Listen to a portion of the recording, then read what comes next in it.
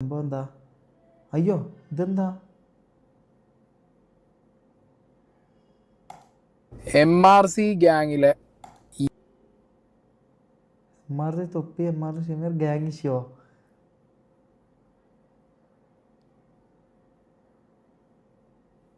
ഒരു minute. Ego തല്ലുപിടി. MRC തൊപ്പി versus MRC Shameer. എന്താണ് സംഭവിച്ചത്? ഷമീറിനെ കുറിച്ച് വേറൊരാളുടെ ലൈവിൽ തൊപ്പി വന്ന് പറഞ്ഞ കാര്യങ്ങളും ഷമീർ വീണ്ടും ലൈവ് ഇടാൻ തുടങ്ങി ഇപ്പോൾ കഴിഞ്ഞ 1-2 ദിവസമായിട്ട്. അപ്പോൾ തൊപ്പി പറഞ്ഞ കാര്യങ്ങൾക്ക് ഷമീറിൻ്റെ ഒരു റിയാക്ഷനും, പിന്നെ മൊത്തത്തിൽ ഈ ഒരു ഗ്യാങ്ങിൽ ഈ ഒരു ഇഷ്യൂ വരും, ഇവരൊക്കെ തമ്മിൽ അങ്ങോട്ടും ഇങ്ങോട്ടൊക്കെ ഈഗോ പൊട്ടുന്നു. അതൊക്കെ ഭയങ്കര വിസിബിളായിട്ട് പുറം ലോകത്ത് ഇവരെ വ്യൂവേഴ്സിന് അത് കാണാൻ പറ്റുന്നൊരു അവസ്ഥയിലേക്ക് ഇത് എത്തും എന്നുള്ളതൊക്കെ ഞാൻ ഓൾറെഡി ഇത് എൻ്റെ ഒരു ഇൻഡ്യൂഷൻ വെച്ച് ഞാൻ അന്ന് പ്രഡിക്റ്റ് ചെയ്തതാണ്. അത് കണ്ടതിന് ശേഷം തൊപ്പി നീ എങ്ങനെയുള്ളതാണ് പ്രഡിക്റ്റ് ചെയ്തതെന്നൊക്കെ എന്നോട് ചോദിച്ചിട്ട് അപ്പോൾ ഞാൻ റിപ്ലൈ ആയിട്ടൊരു വീഡിയോ ഇട്ടിട്ടുണ്ടായിരുന്നു. അങ്ങനെ ഒരു സംഭവം ഉണ്ടോ? ഇയാൾക്ക് പ്രഡിക്ഷൻ്റെ ഭയങ്കര കൈവാണ്. അത് എങ്ങനെയൊന്നും മനസ്സിലാവുന്നില്ല. അതെങ്ങനെയൊന്നും മനസ്സിലാവുന്നില്ല. അല്ല, പ്രഡിക്ഷൻ എന്ന് പറഞ്ഞാൽ ബാക്കി അന്നെല്ലാം പറഞ്ഞു ഇതൊന്നും ശരിയല്ല കേട്ടോ, ഇതെല്ലാം എന്താ സംഭവം എന്നൊക്കെ മനസ്സിലാവുന്നില്ല. ഇതെന്താ സംഭവം? ഈ നമ്മൾ തമ്മിൽ എന്ത് ഇഷ്യൂ ഉള്ളത്? ഒരു പെർട്ടിക്കുലർ കോണ്ടന്റ് റെലവൻ്റ് ആയിട്ട് കാണാൻ ഇഷ്ടമില്ലാത്ത, അല്ലെങ്കിൽ തോന്നാത്ത, അല്ലെങ്കിൽ ഈ യൂണിവേഴ്സിനെ കുറിച്ചിട്ട് അറിയാൻ താല്പര്യമില്ലാത്ത, അല്ലെങ്കിൽ ഇത് കാണാത്ത ആൾക്കാരാണ് നിങ്ങൾക്ക് ഈ വീഡിയോ പ്ലേ ഡ്രോപ്പ് ചെയ്ത് പോകട്ടോ. കാരണം ഞാൻ MRC തൊപ്പിയും തൊപ്പിയുടെ ഗ്യാങ്ങും തൊപ്പി കണ്ടന്റുകൾ ചെയ്യുന്നൊരു വ്യക്തിയാണ്. അതുകൊണ്ട് തന്നെയാണ് ഈ MRC ഗ്യാങ് റിലേറ്റഡ് ആയിട്ട് എന്തെങ്കിലുമൊക്കെ ഒരു വിഷയം ഉണ്ടായാൽ എന്നോട് ഒരുപാട് പേര് വീഡിയോ ചെയ്യോ എന്ന് ചോദിച്ചിട്ടുള്ള കമൻറ്റ് ബോക്സിൽ നിങ്ങൾക്ക് കമൻറ്റ്സ് കാണാം. എനിക്ക് പേഴ്സണലി അയച്ചു തരാറുണ്ട്. കുറച്ച് ദിവസമായിട്ട് ഈ ഷമീർ തൊപ്പി സീൻ എനിക്ക് കുറച്ച് പേര് ഇൻസ്റ്റാഗ്രാമിൽ വീഡിയോ ചെയ്യണം എന്ന് പറഞ്ഞിട്ട് പേഴ്സണലി മെസ്സേജ് അയച്ചിട്ടുണ്ടായിരുന്നു. അപ്പോൾ ഞാൻ ആ ടൈമിലൊക്കെ വെയിറ്റ് ചെയ്യായിരുന്നു. ഓക്കെ, തൊപ്പി വന്നിട്ടൊരു കാര്യം പറഞ്ഞു, ഷമീർ പറയാനുണ്ടെങ്കിൽ ഷമീർ പറയണമല്ലോ. ഒന്നാമത്തെ വിഷയം, ഇവരുടെ ഈ യൂണിവേഴ്സിനകത്ത്, MRC തൊപ്പി യൂണിവേഴ്സിനകത്ത്, ഇതിനകത്ത് സ്ക്രിപ്റ്റ് ഏതാ റിയാലിറ്റി ഏതാന്നുള്ളത് മനസ്സിലാക്കാൻ കുറച്ച് ഡിഫറൻഷ്യേറ്റ് ചെയ്തെടുക്കാൻ കുറച്ച് പാടാണ്. കാരണം ഇവന്മാരൊക്കെ സ്ക്രിപ്റ്റിന് ഭയങ്കര കിങ്ങുകളാണ്. എസ്പെഷ്യലി തൊപ്പി കണ്ടന്റ് എങ്ങനെ വിൽക്ക് ചെയ്യണം, എവിടുന്ന് വിൽക്ക് ചെയ്യണം, അതെങ്ങനെ ബിൽഡ് ചെയ്യണം എന്നുള്ളതൊക്കെ തൊപ്പിയേക്കാൾ കൂടുതൽ അറിയുന്ന ഒരു കോണ്ടന്റ് ക്രിയേറ്റർ ഇല്ല കേരളത്തിൽ തന്നെ ഞാൻ പറയുള്ളൂ. കാരണം ആ വിഷയത്തിൽ തൊപ്പി കിങ്ങാണ്. അപ്പോൾ കമ്മിങ് ടു ദിസ് മാറ്റർ, ഇതിനൊരു ബിൽഡപ്പ് നമ്മൾ കുറച്ച് ഇവരുടെ മാസങ്ങൾക്ക് മുമ്പുള്ള ഗ്രൂപ്പ് ലൈവിൽ നമ്മൾ കണ്ടിട്ടുണ്ടായിരുന്നു. If I'm not wrong, ഇതൊക്കെ തുടങ്ങുന്നത് തൊപ്പി ലൈവ് ചെയ്ത് നിർത്തുന്നു, ഷമീറിനെ കൊണ്ടും ജാസിനെ കൊണ്ടും റാംബോനെ കൊണ്ടും ഒക്കെ ലൈവ് ചെയ്യിക്കുന്നു.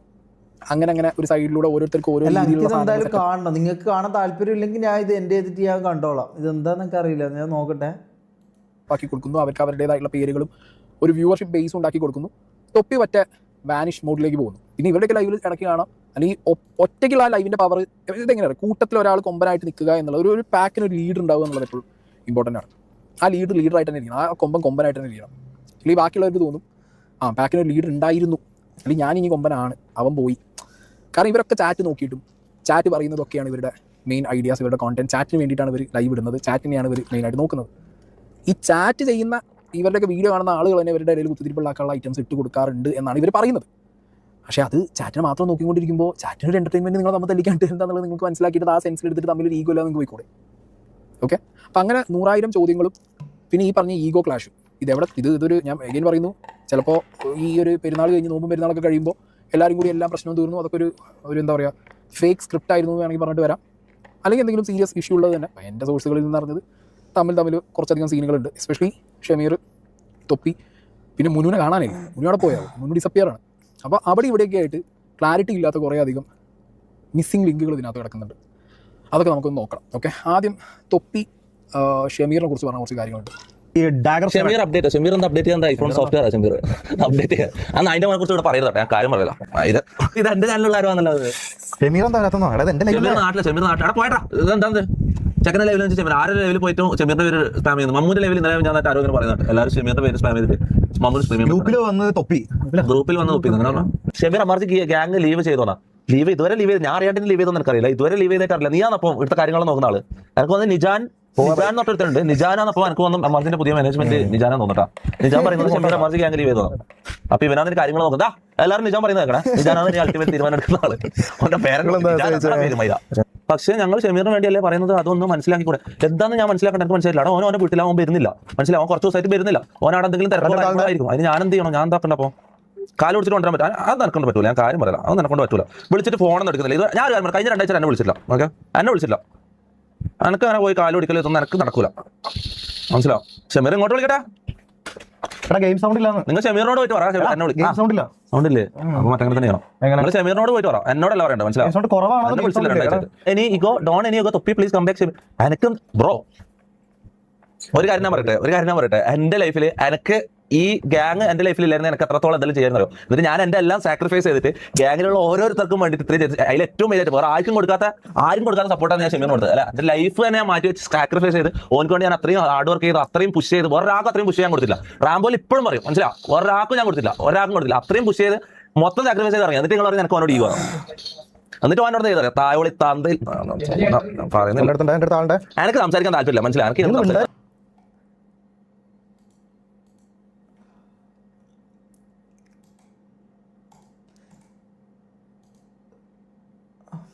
ഓക്കെ, സ്കിപ്പ്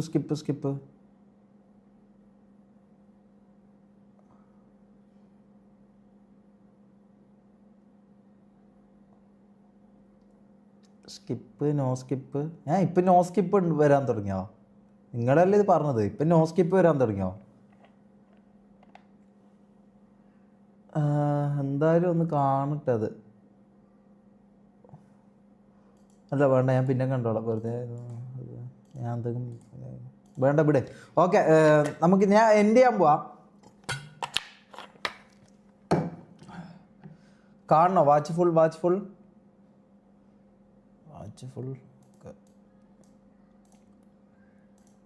നിങ്ങളല്ല പറഞ്ഞത്. ഓക്കെ, ഓൻ വന്ന് എന്റെ കാല് പിടിക്കട്ടെ, അങ്ങനെയാണോ? ഓക്കെ, ഞാൻ അങ്ങോട്ട് വിളിക്കൂല, ഓൻ ഇങ്ങോട്ട് വിളിക്കട്ടെ. ഓക്കെ,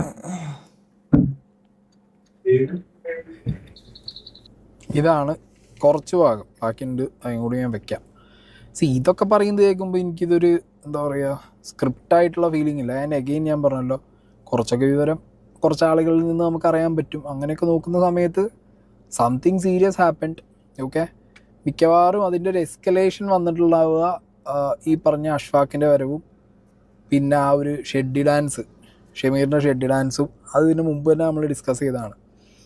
ഇതെല്ലാം കാരണം ഒരു ഈഗോ ക്ലാഷ് ഓക്കെ ഡെഫിനറ്റ്ലി ഇവർക്കിടയിൽ ഉണ്ടായിട്ടുണ്ട്. ആൻഡ് അഗെയിൻ അവിടെ തൊപ്പി പറഞ്ഞൊരു സാധനം, അത് തൊപ്പി തന്നെ ഒന്ന് ചിന്തിച്ച് നോക്കുന്നത് നല്ലതാണ്.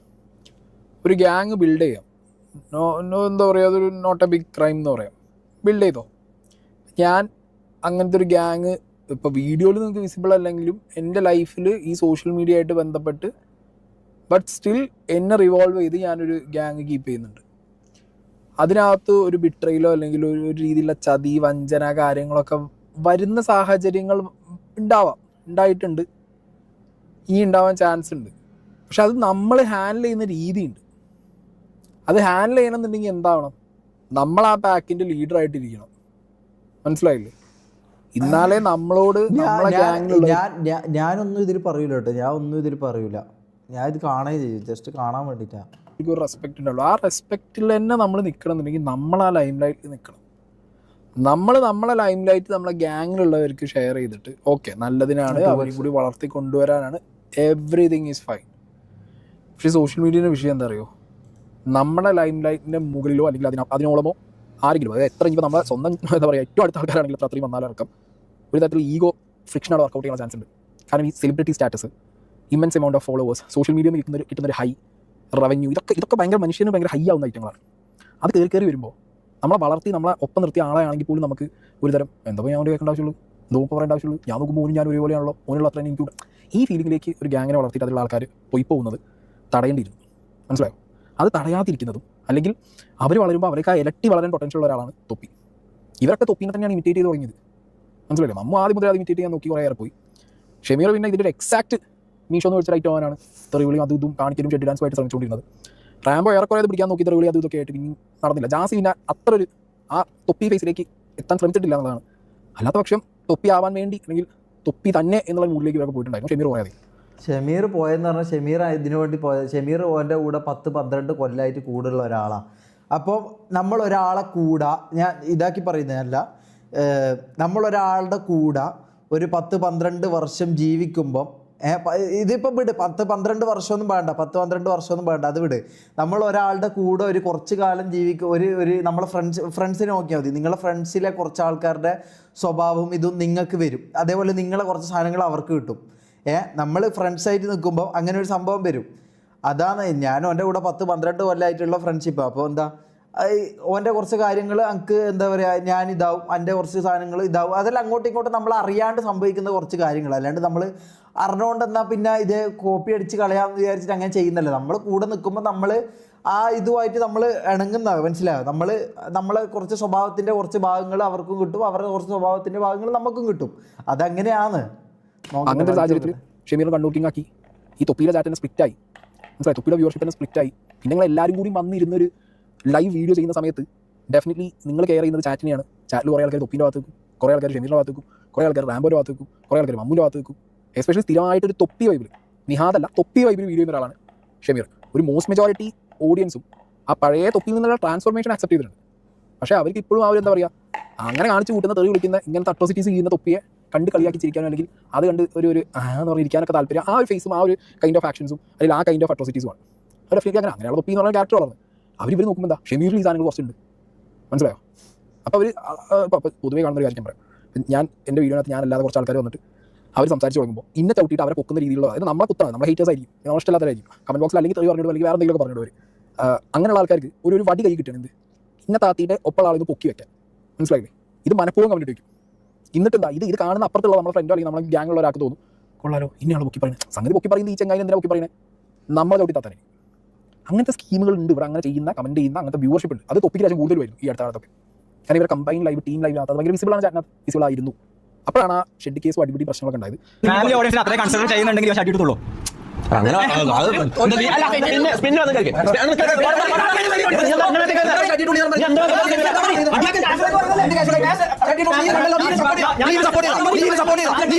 ഇത് ഇവരടക്കം കണ്ടുകൊടുക്കുമ്പോൾ ഞാൻ ചെയ്തത് ഇവിടെ മുതിർന്ന കല്യാണം കഴിഞ്ഞ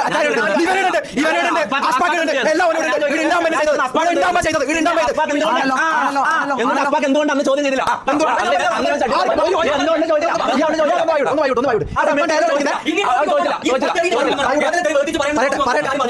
ഞാൻ ഒന്ന് പറയാൻ പറ്റും. ഒന്ന് പറയട്ടെ ഒരു കാര്യം. ഞാൻ കളിക്കുന്ന സമയത്ത് കല്യാണം കഴിഞ്ഞ 10-40 വർഷമായി അച്ഛനോട് ഉണ്ടായിരുന്നു, സോഷ്യൽ റെസ്പോൺസിബിലിറ്റി ഉണ്ടായ വിക്കീറ്റൊക്കെ ഉണ്ടായിരുന്നു, നീ യാതൊരു ഉണ്ടായിരുന്നു. ഈ പറഞ്ഞ അസ്പാക്ക് ഇവന്റെ ഭാര്യ അണ്ണാക്കി പിരി പറ്റിയാന്ന് അല്ലെ പള്ളിയിൽ നേർച്ച ഇൻട്രസ്റ്റോട് കൂടി ഞാൻ നമുക്ക് ഷെഡ് തൊട്ടാൻ പറ്റി ഞാൻ തുള്ളിയ റൂളാക്കി റൂൾ ഈസ് റൂൾ. ഇത് പറഞ്ഞിട്ട് വരുന്ന കുറച്ച് നാറുകളുണ്ടല്ലോ പന്ന കുഞ്ഞു മക്കളെ, നിങ്ങൾ ഇപ്പോൾ പോയി പൊത്തിനുള്ളിൽ പോയി ഒളിച്ച കുർബാന കൂടാൻ പോയാൽ നീ ഇപ്പോൾ ഞാൻ ആ സമയത്ത് ഈ ഡയലോഗ് അന്നേരം ഡയലോഗ് ഇല്ല. കാരണം പറയട്ടെ ഇതെന്താ ഒരു കൂട്ടത്തിൽ കൂടുമ്പോൾ ആ കൂട്ടത്തിൽ തെറ്റ് നടക്കുന്നുണ്ടെങ്കിൽ പോലും എല്ലാവരും അതിനെ യോജിക്കുന്നുണ്ടെങ്കിൽ അതിനെല്ലാവരും വായിച്ചു, അതിനെ തെറ്റായിട്ട് ആരും കാണൂല. ഒരു കൂട്ടത്തിൽ നിന്ന് ഒരു തെറ്റ് നടക്കുമ്പോൾ ആരും അതിനെ കുറിച്ച് സപ്പോർട്ടീവ് ആ പരിപാടിയാണ് ഇവർ അടക്കം ചെയ്തത്. ബായി ഓർക്കൂല. ഞാൻ ഒരു കാര്യം പറയട്ടെ, ഇതെന്താ സംഭവം നമുക്ക് മനസ്സിലാവുന്നില്ല, ഇതെന്താ സംഭവം നമുക്ക് മനസ്സിലായി. നമ്മൾ തമ്മിലൊരു ഇതുണ്ട്, ഇല്ലയെന്ന് ഞാൻ പറയുന്നില്ല, അത് കളവാണ്. ഇല്ല എന്ന് പറഞ്ഞു കഴിഞ്ഞാൽ ഒരു ചെറിയ പ്രശ്നമുണ്ട്, അത് നമ്മളെ പേഴ്സണൽ കാര്യമാണ്, നമ്മൾ പേഴ്സണലി പറഞ്ഞ് തീർക്കും, മനസ്സിലായോ? ഞാൻ ഇന്നലെ അവനെ വിളിച്ചിട്ടുണ്ടായിരുന്നു, നമ്മൾ 10-15 മിനിറ്റ് സംസാരിച്ചു, കോൾ ചെയ്തു വെച്ചു. അത് അങ്ങനെ വേറെ രീതിയിലേക്ക് കൊണ്ടുപോകാനുള്ള മാത്രം അല്ലെങ്കിൽ ചിന്തിക്കുന്നത് മാത്രമായിട്ടുള്ളൊരു പ്രശ്നമല്ല. ഒരു പ്രശ്നമുണ്ട്, ഇല്ലയെന്ന് ഞാൻ പറയുന്നില്ല, അത് കളവാവും. ഒരു പ്രശ്നമുണ്ട്, അത് ഞാൻ പറഞ്ഞ് സോൾവ് ആയിക്കോ, നമ്മൾ പറഞ്ഞ് സോൾവ് ആക്കുന്നുണ്ട്. അത് പേഴ്സണൽ കാര്യം, അത് നിങ്ങളെ ഇതുമായിട്ടോ നിങ്ങൾ ചിന്തിക്കുന്ന ഇതൊന്നായിട്ടോ ഒരു ബന്ധമില്ലാത്ത സംഭവമാണ്, മനസ്സിലായോ? നിങ്ങൾ ഈ ചിന്തിക്കുന്ന കാര്യങ്ങളൊന്നായിട്ട് യാതൊരു ബന്ധവുമില്ല അതിന്.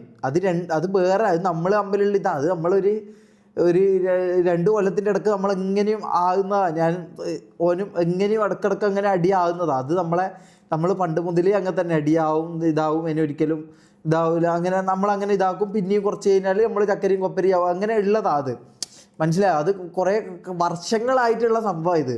അതുകൊണ്ടാണ് ഇത് പുറത്ത് പറയണ്ടെന്നോ അല്ലെങ്കിൽ ഇത് ഇതാക്കണ്ടെന്നോ ചിന്തിക്കാനുള്ള കാര്യം. കാരണം ഇത് അതിന് മാത്രമുള്ള ഇഷ്യൂ ഇല്ല, ഇത് നമ്മൾ തമ്മിലുള്ള പേഴ്സണൽ മാറ്ററാണ്, മനസ്സിലായോ?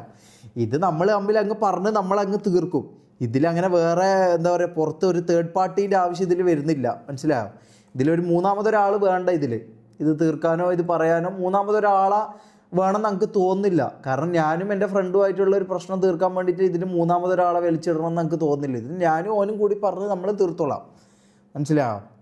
ഇത് വേറെ മൂന്നാമതൊരാളെ ഇത് ഇവിടെ എടുക്കുന്നില്ല. ഓക്കെ, ഞാൻ ഇത് എൻ്റെ ചേട്ടാ, ഞാൻ GT കണ്ടിന്യൂ ചെയ്യാം. എനിക്ക് ഞാൻ പറഞ്ഞല്ലോ, ഞാൻ ഇങ്ങനത്തെ ഈ കോൺട്രവേഴ്സി ഇങ്ങനത്തെ പരിപാടിയൊന്നും എനിക്ക് താല്പര്യമില്ല മുത്തേ. ഞാൻ അത് എനിക്ക് വേണ്ട, അത് എനിക്ക് വേണ്ട, അതുകൊണ്ടാണ് ഞങ്ങൾക്കത് വേണ്ട.